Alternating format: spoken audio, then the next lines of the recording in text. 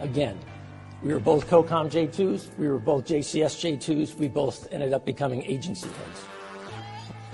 And every time in every one of those positions, I only speak for me, I was always glad to think to myself, I'm getting to do this with Mike Flynn. And in fact, I want to very publicly thank Mike Flynn, because I wouldn't be where I am today if he hadn't pushed to help me along in my career.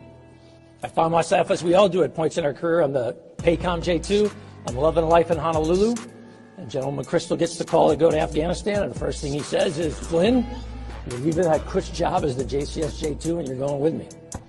And Flynn calls me in Honolulu and says, hey, Rogers, you need to go do this.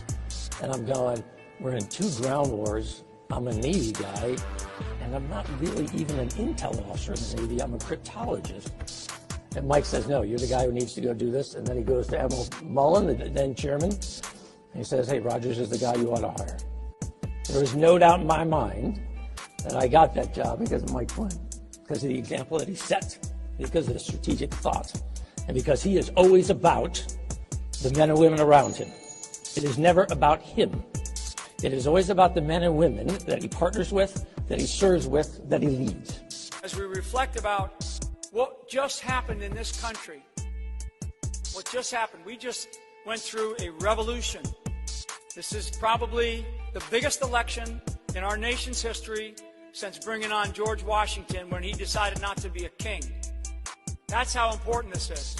You can compare this to Reagan, you can compare this to FDR, you can compare this to Teddy Roosevelt, you can compare this to Abraham Lincoln, but I'm telling you, there's no comparison.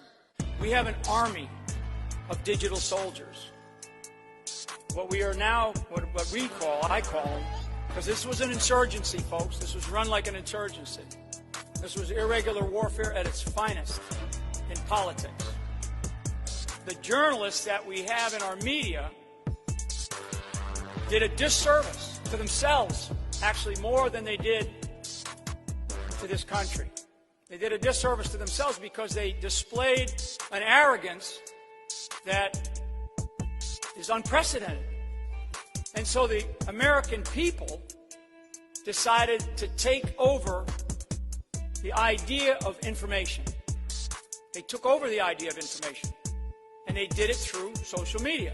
The self-image of this workforce is that they are the digital warriors of the 21st century. The way they look at themselves, hey, we're in the future, we're the cutting edge, we're doing something new, we are blazing a path. You can't, as a leader, you cannot underestimate the value of that. It is incredible.